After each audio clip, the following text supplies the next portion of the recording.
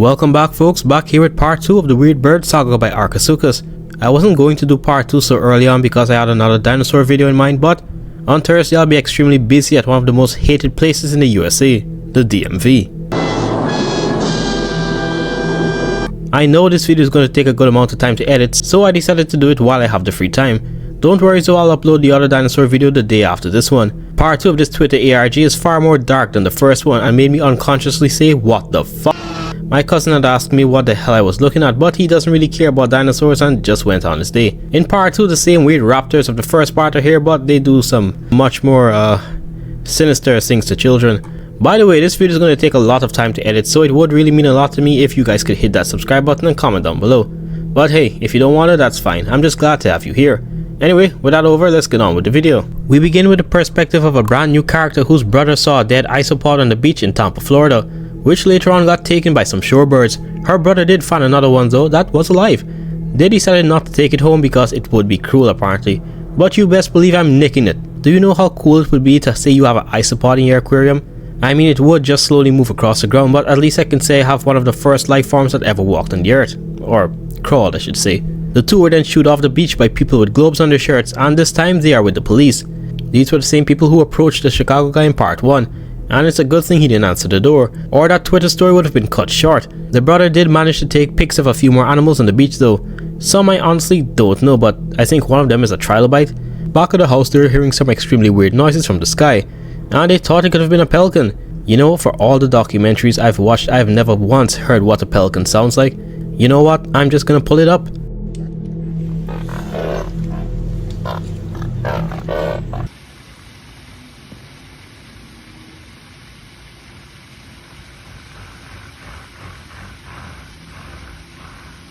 They do end up finding the source of the sounds, and everyone thought it was a really big toucan. And shit, I probably would think it's a toucan too if I didn't know much about prehistory. From the looks of the picture, it might be a vected Draco. I hope I didn't say that wrong. Don't know if it's actually what it is, but it sure does look similar.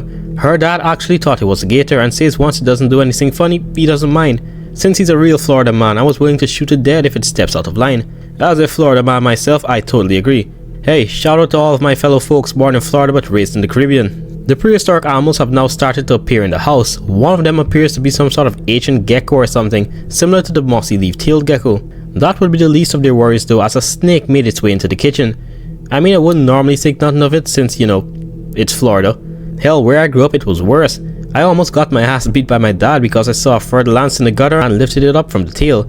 To be honest, he had every right to be mad at me because I would watch people like Jeff Corwin grabbing snakes by the neck with ease, and I was about to do the same before he stopped me. What can I say? I was dumb at 12 years old. Anyway, back to the ARG. What makes this situation dangerous is that it's a prehistoric snake and it's almost certainly venomous. It sort of looks like a gaboon viper, and the dad tried to get rid of it with a broom. But everyone freaks out though when the snake starts to glide across the room like a bloody flying squirrel. Flying cockroaches are horrifying enough, but could you imagine what this would be like to people who are scared of snakes? We get to see a picture of it gliding across the room, having the time of its life. I know there are snakes that can glide alive today, but they don't look nearly as chunky as this guy. The only thing I could find that matched the description with the fossil records is a Zillantophis. The dad, being the Florida man he is, did in fact manage to swat it out of the sky and kill it though. Later on we see an image of chicken nuggets when everyone's eating dinner. Her brother ends up hogging a lot of them though, which I can't even blame him for. A serving of a pack is like 3 or 4. By the way, do you guys know just how many calories are in one serving? It's ridiculous. No wonder so many kids are fat. When it's time to take the trash out, her brother refuses because he saw some weird bird things running outside in the backyard. She decided to go out and take it out for him though, and says that he's just saying he saw those things because he didn't want to take out the trash. She wanted proof and he sent her a picture of the little raptors running outside. They appear to be velociraptors. It's a good thing they weren't the raptors from the first part though, at least not yet. He sent her a bunch of other pictures and posts showing prehistoric animals all around the country. We even see a post of Mikey before the unfortunate event. From the tweet, this girl is still in 2023, so I guess Mikey and Chicago guy are still alive at the time. Some users on Twitter tell them that Mikey and his kind are docile and nice to humans. Well, ain't that the truth? Her brother sent her another picture to get her reaction. This time it's a close-up of a massive raptor. Lil dude probably ran up to it, snapped a picture and ran into the bushes to hide. He has balls of steel, I'll give him that. Also, this proves my theory about the raptors in the first part not being Utahraptors. It also doesn't mean I was right, because I thought they were Austroraptors, but someone in the comments actually said they were some species of Troodon. Don't know how true that is, but I'm going with it. The brother said that the animal was 7 feet tall, but he's probably exaggerating because he's kinda short. So this raptor is either a Utahraptor or a very big Dacoraptor. She rightfully smacks her brother for putting himself in so much danger, and the dad calls the cops, but aren't able to get onto them because there's a cougar screaming outside apparently. They decided to finally hit the hay and get some rest. In the morning, the brother is playing Rust and the parents are upset about something. The mom is in a lot of pain, which could be related to the baby since it's 6 months in. Yeah, I'm sure it's the baby and not some mini eldritch horror feeding off of the still developing infant inside her belly. Anyway, the dad has to go leave and get some meds, and the girl finds a small pterosaur that's been chewed up by something. When her dad comes back, he picks up the mom and they head to the hospital because she's in agony and no one knows what's going on. So the two siblings decide to stay home until they come back. But in an update, it turns out that they will have to spend the night alone because their parents are staying in the hospital overnight. In some good news though, there were no scary or weird animal noises. Everything was going well until her brother told her to come upstairs. There was something staring at them through the sliding door, and the two remain as quiet as possible.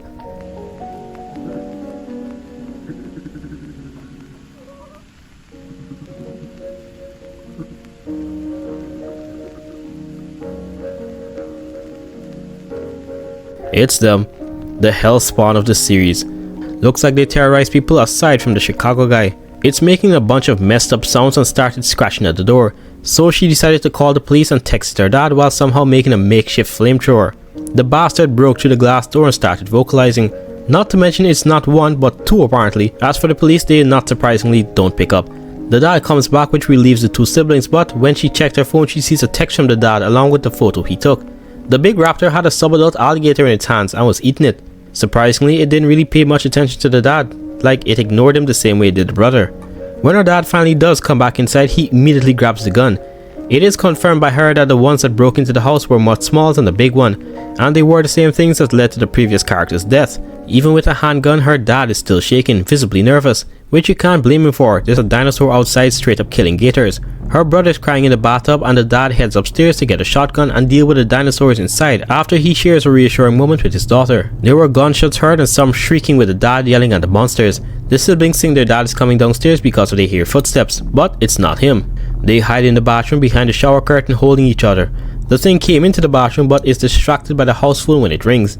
The brother starts to sniffle behind her and they think they are actually gonna die. One of the things was stumbling when it walked in and sounded like it was bleeding heavily, implying the dad shot it. Before the second one decided to come any closer, they bomb rush it and flash it with the cameras in hope of disorienting it. This doesn't go as planned and leads to the animal pinning the brother to the floor.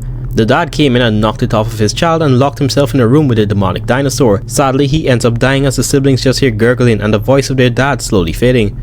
She managed to snap a picture of it after it killed her dad and immediately told everyone online to kill anything that looks like it. They were just about to go and get the gun because there were no other animals in the room, but then they heard talking. The raptors were saying their mom's name over and over. Honestly depressing. The poor guy was probably calling out to his wife or saying her name just before he was killed. They did grab the gun at the end and locked themselves in the upstairs bathroom after the thing died from a bullet sandwich. They ended up watching a pirated movie together to ease their minds. Weird way to cope, but at least it's better than me sitting on the toilet sobbing my eyes out. They woke up to a bunch of noise upstairs and they want to go ahead and investigate it. They drop their names in case they end up missing. The sister we've been seeing all this time is Bailey, who's 17, and her 13-year-old brother Max. The noise upstairs happened to be a bunch of horseshoe crabs which just spawned in the house. Apparently they find themselves locked in the bathroom again when they hear some people burst through the door and enter the house.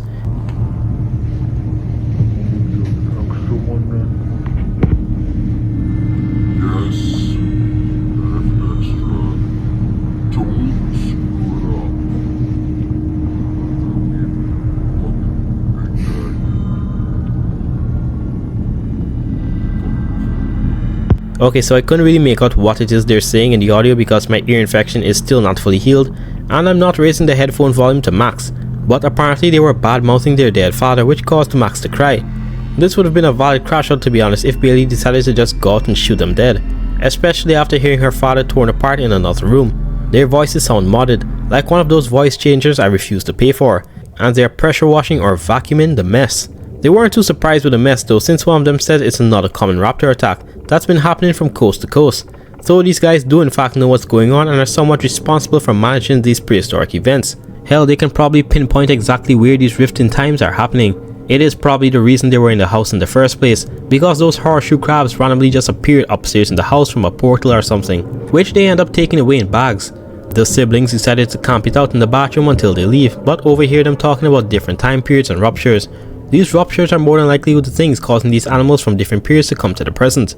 They are more than likely in cahoots with the people they saw on the beach that were with the police. During all of this, Max managed to fall asleep. I do imagine hearing your father's dying screams and then the thing that killed your father calling your mother would make anyone tired. We now cut to January the 14th, 2024, and the wannabe super soldiers had left a while ago. As the siblings were trying to figure out how to make their way back to their mom, they found a bunch of left behind paper from the people in the trash. These are report cards they used to document the events that happened in the area and the species there too. And it turns out that I was right about the Utahraptor thing, because from the species they found in the report it said Utahraptor, and the guys who told me what the things were in part 1 were also right. They are troodontids. There is a bunch of other things there too with the reports. As for incidents above civilian fatalities, we see a bunch of decapitations, which is most likely from the troodons. And at the very bottom their responsibilities were to clean, rescue, capture and a few more things. But something was blacked out. The organization they work for is apparently called WeHo? WeHo? I don't know. At the back of the paper we can see that they are also responsible for cleaning up any trace of human fatalities and rescuing citizens in quotation marks. As for the risk, they are viruses they have to watch out for too, along with the prehistoric fauna. There's another paper they found of a slingback, a raptor and some sort of blob or something that gives these animals the features like color or something. Maybe. I don't know. Bailey is confused as to why all of the people under her comments are talking about the Chicago guy, which she doesn't get, and she thinks she's somehow stuck in the past or something. With the police lines being so busy, she was probably only now witnessing all of this prehistoric stuff, while Chicago guy had to deal with it for months. One of the ruptures appears and the siblings wisely decide to stay the hell away. Who knows, another theropod could jump out at any moment. Speaking of theropods, more of the troodon appear after another rupture opens right inside.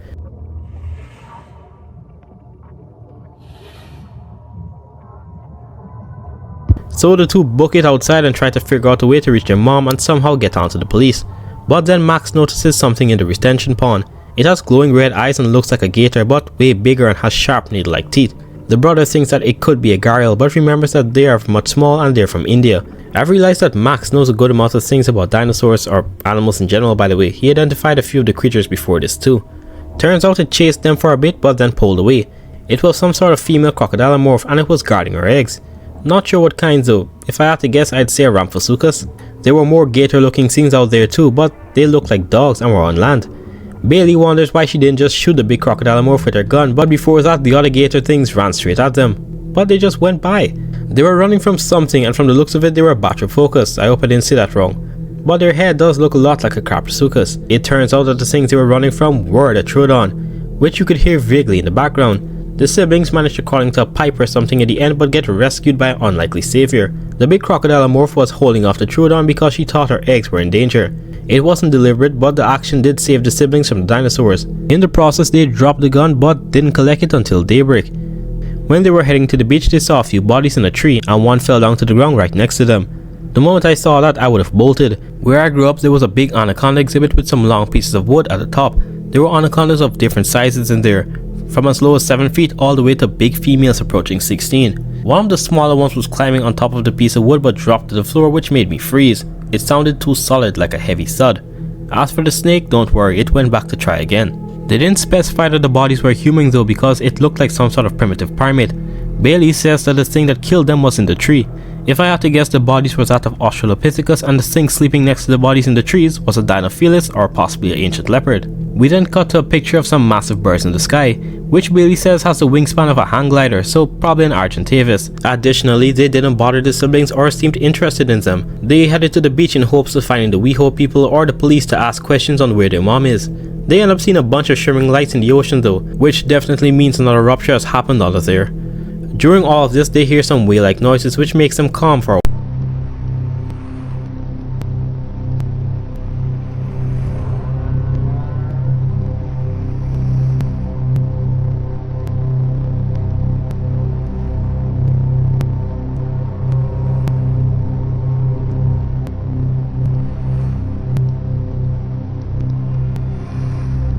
Wow, this temporary moment of peace is abruptly stopped by a massive rupture in the sky which causes their ears to ring and destroys Max's phone, but not hers. The same thing the Chicago guy had to experience, but they sometime repaired his phone as well. They decided to run from the beach because that's where the ear ringing lights are, but on the way the noises of the whale-like symphony got louder. It was getting dark and they decided to go check out the stores for food and hide. But then they saw some people on the beach yelling through a megaphone in what sounded like Spanish or Mandarin. They do end up staying on the beach though because it wasn't getting dark, something was just blocking the sun. As they were walking along the beach, they see a half washed up body of an ichthyosaur, something bit it in half. The same responsible could have been the mosasaur they saw in the waves. It wasn't really a big species, around 25 or 30 feet long, but still big enough to murk them if they went to the water. It was shooting through the water chasing the plesiosaur. It did catch up to Nessie and launched him out of the water and eventually killed him, which turned the water red. In the end, it dragged the plesiosaur away and left the area, at least for now. They decided to walk up to some birds, but something was off. They didn't show an ounce of fear, they just stood there. But then the source of the whale-like noises appeared. It's some sort of giant nature spirit. It attracted the birds and made Max unconsciously walk towards it. It was hundreds of feet tall and it was just swinging its neck. Then out of the haze a big sauropod appeared, which made the two ecstatic. And hey, ordinarily I'd think a sauropod would be way cooler, but given the situation I heard before is probably better. They didn't get to enjoy it too long though, because the moment they turned around, the Troodon was there. They followed the kids. There was a second one that was in the grass. They were tossing some poor kid's body around and made sure Max and Bailey could see it. That's honestly crazy. Like, a lot of these animals we see can be dangerous, and if they do kill people, it's expected, but these Troodons are just malicious. In part 1 they played some sick games like leaving the severed foot of a child right in front of Chicago guy's home, and then shouting the phrases of a mother and daughter it killed at him. Now they are making sure these two see the child they were tearing apart, almost as though they were saying this is what's gonna happen to you in a few. When Max shot the gun at them and missed, the freak started making gunshot noises right back at him. They just kept eating the child right in front of the siblings. As for the big nature spirit thing, it just stood there. The siblings did manage to escape by treading through the water because the Troodons won't follow, but they couldn't go too deep because the mosasaurus was still there. The big spirit thing had left and the two stayed there in the water until the Troodons left. And in a shocking turn of events, the Troodon were actually eating a classmate identified called CJ by Max. Like, did they know Max and the kid they were eating had some sort of relation? I don't know. Max and his sister decided to finally go to the store because they were starving, and along the way found a picture of one of the Stormtroop impersonators. They did make it into one of the stores and it actually had some good food. But they hear some creaking and noises from the ceiling. Suddenly the ceiling broke and scared the shit out of Bailey. Under the ground there was a fan attached with a piece of rope around the woman's neck. This poor woman probably couldn't take this anymore and decided to just end it. Who knows what could have been the cause? It could be anything from her child or family killed by the dinosaurs all the way to just the mental stress of everything happening all around her. The siblings left the store after that unsightly situation and ended up back on the beach, where police and the people in the suits were. But before they could meet them, they drove off in their loud buggies. They did leave behind a sketchbook though, of some dinosaurs and some drawings of the creatures that aren't from the fossil records, similarly to the slingback, which in part 1 is an evolved African grey. This could be an evolved version of something else too. Bailey and Max did follow them from a distance just to see what they would do, and ended up seeing them haul away something in a crate and drive off. Not to mention some more weird stuff was happening. None of the animals on the beach were afraid of the two, hardly even acknowledging their presence. Fast forward, it's now the 16th of January 2024. They found some more animals washed up on the beach, including a mosasaur. Although this one is smaller than the one they saw and was ripped open by something, either a larger mosasaur or a pliosaur. Because as I look back at this image, the thing is more blue than the mosasaur and has a more elongated head. But who knows, whatever it was, it made the ocean 10 times worse. Later on they saw the Utahraptor with its baby, and it had the head of one of the Troodon in its mouth. When I saw this I started grooving. It brings me so much joy to see one of these little shits die. Everything seems to hate them too. The slingbeaks hate them, and in part 1 something was just beheading a bunch of them. I guess even dinosaurs find these Troodons absolutely repulsive, and just like in early interactions, it didn't attack the siblings. It was more tolerant of humans than any other animal. Some more time passes and they end up seeing one of the people with armor like in the drawing. He was waving at them and shouting in Spanish with a weird monotone. Naturally the siblings sprinted away from him, and he did give chase for a while but gave up and answered his phone. Turns out he was part of the WeHo company, but there was no real documentation of his organization online. Then they saw something truly horrifying. A old guy is missing his lower body and was on the beach. If I had to guess, one of the big marine reptiles did this. I don't think the Troodons could have cut this clean. Plus it looks like the ichthyosaur corpse they saw earlier. Poor guy could have been in the water trying to avoid the Troodon like the siblings, but went too deep and got caught by one of the big marine reptiles. But then again, it could be a large sauropod like the one they saw in the sketch earlier. So they decide to leave the beach altogether and head to the store. But the sun is now starting to set despite it only being 11 PM. Whatever these ruptures are, they are affecting the way our Earth operates as a whole right now. They hear helicopters and they have the WeHo logo on them, so they decide to hide it out in the store. But the store is still running somehow and looks like no damage has been done inside. As they were looking for canned food, some of the lights started to cut off, and they see whatever the hell this is. My mind can't even begin to comprehend what this could be. It had 7 legs and could teleport or move so fast it looks like it can. The siblings try to leave, but then the power completely goes out and the 2 abominations start to fight on the shelves. When they were distracted, the 2 siblings do end up making a run for it though, with food in their hands, but it was still dark. As they were walking, some weird mammal made a noise and scared Bailey. They screamed at it and it screamed back at them, because both parties were just scared. It ended up falling on Max and just walked away and gave them a side eye, which made them laugh. I'd probably have the same reaction too, but seconds later I'd remember the earth is now filled with dinosaurs and eldritch horrors that can take me out at any time. The weird singing was back, which means the nature spirit was around, and the weird hyenodon looking thing started to make more noise. In the earlier sketches, this could have been the thing that was shown changing color or making some sort of alterations to the creature's makeup. I don't know if this thing just decided that humans are just destroying the planet, so it brought back the biggest menaces from both the past and the future to wipe us out. The siblings fell asleep but were woken up by the people in the armor sweeping through the area. In addition to that, there's something else out there.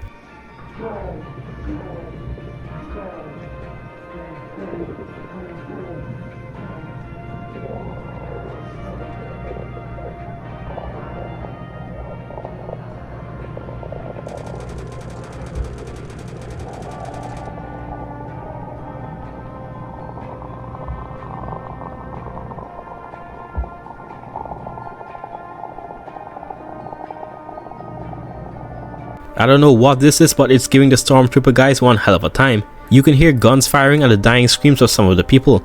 Bailey and her brother left and saw the remains of a massacre.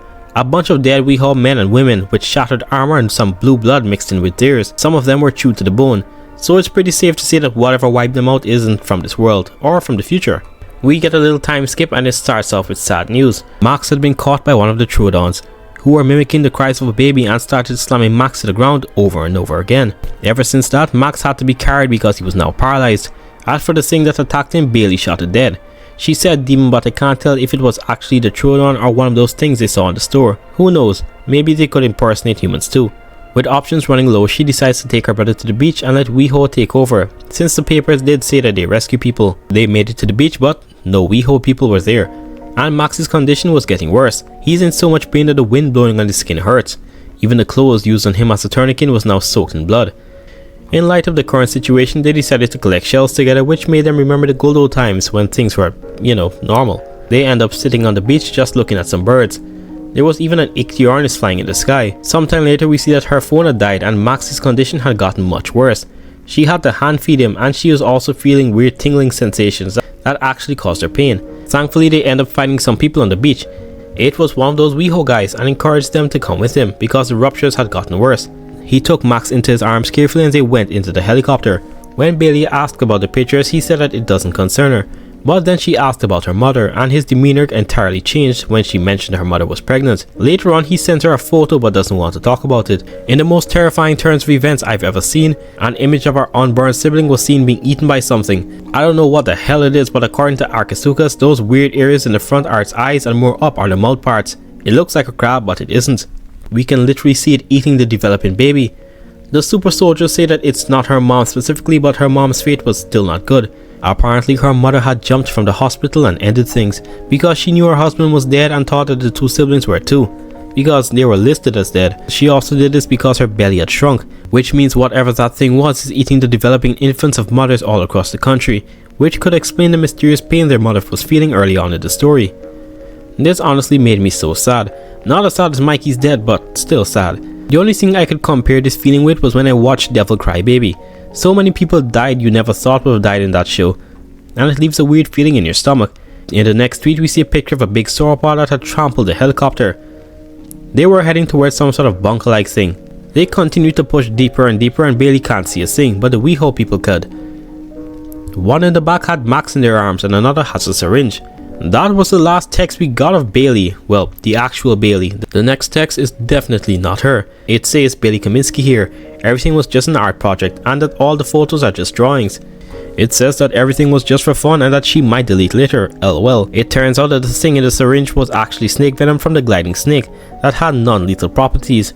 Probably anesthesia. What's weird though is that they tried to play this all off. Why will they portray this as fake even though it's happening everywhere?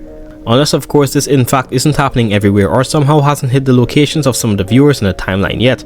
Let me know what you guys think could be the reason in the comments. That brings us to the end of Weird Birds Part 2. And once again, it was a 10 out of 10. I'll be honest, I'm not really a big reading guy, but this had me hella invested. I don't know if there's a part 3 out there, but if there is, please let me know. The last thread did state that there's more stuff coming, so I assume there is. Whatever the case may be, go and check out Archesuchus' Twitter and support him so we can keep getting stuff like this. I'll leave his info in the description below. Anyway, don't forget to like and subscribe. I'll see you guys in the next video. Look at me. Who loves you? Okay? You're gonna be okay. Your brother's gonna be okay. Oh, God.